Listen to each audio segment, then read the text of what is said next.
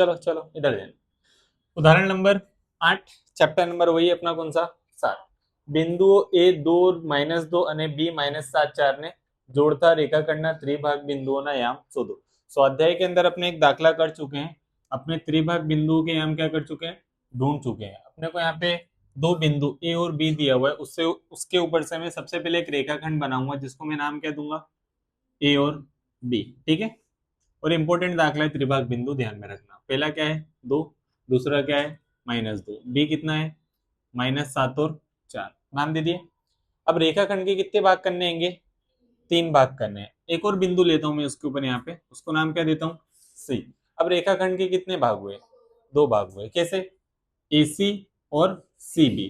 मेरे को कितने भाग चाहिए, 3 भाग। तो एक और कोई बिंदु लेना पड़ेगा जिसको नाम क्या दूंगा, डी। अब चेक करो रेखाखंड के कितने भाग हुए, 1 2 3, 3 भाग हो गए कि नहीं हो गए, हो गए।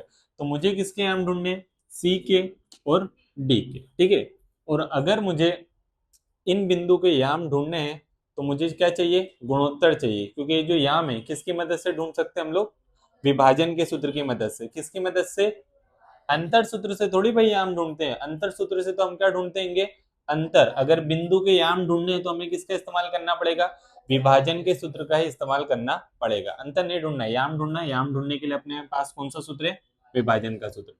तो सी का, यानी कि सी का याम ढूंढूं तो उसके पहले मुझे गुणोत्तर चाहिए। गुणोत्तर कैसे आएगा, मान के चलो अपने रेखाखंड को, ये जो रेखाखंड ए बी है उसको कहां से देख रहे हैं, ए से देख रहे हैं।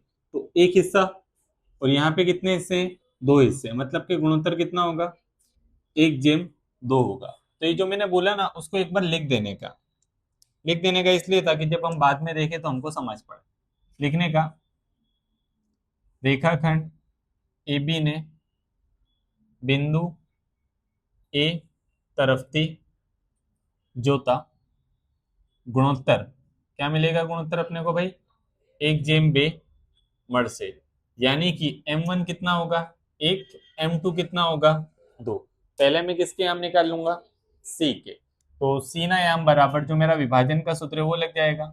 सीना याम बराबर विभाजन का सूत्र क्या है मेरे पास, m1 x2 plus m2 x1। नीचे क्या आएगा, m1 plus m2 coma.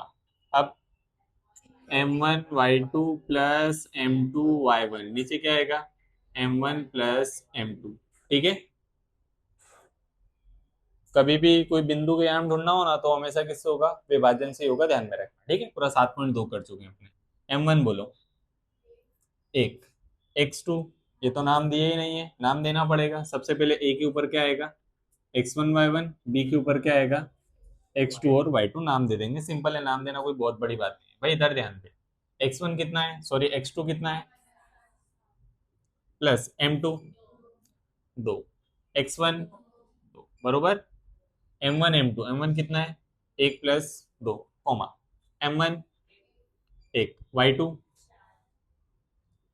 m2 2, y1 minus बरोबर m1 प्लस m2 मतलब के 1 प्लस 2। ठीक है सर, 7 एकम 7, लेकिन कैसा, प्लस का प्लस, बे दो, दोनों 1 बरोबर कोमा, 4 एकम प्लस माइनस, बेदू नीचे 2 और 1 3 बरोबर माइनस प्लस, 7 में से 4 गया 3। कैसा 3, -3। क्यों माइनस में, क्योंकि बड़ी संख्या काय में है, माइनस में। नीचे 3 का 3, 4 में से 4 गया 0 भाग में 3। क्या 3 के घड़ी में 3 आएगा, आएगा 3 एकम 3, -1 कोमा 0 भाग में 3। 0 भाग में 3 मतलब क्या होगा 0। ये किसके आम आ गए, सीना आम आ गया। ठीक है, चलो तो यहाँ पे लिख देता हूँ -1 और 0। अब किसके निकालने होंगे, डी के।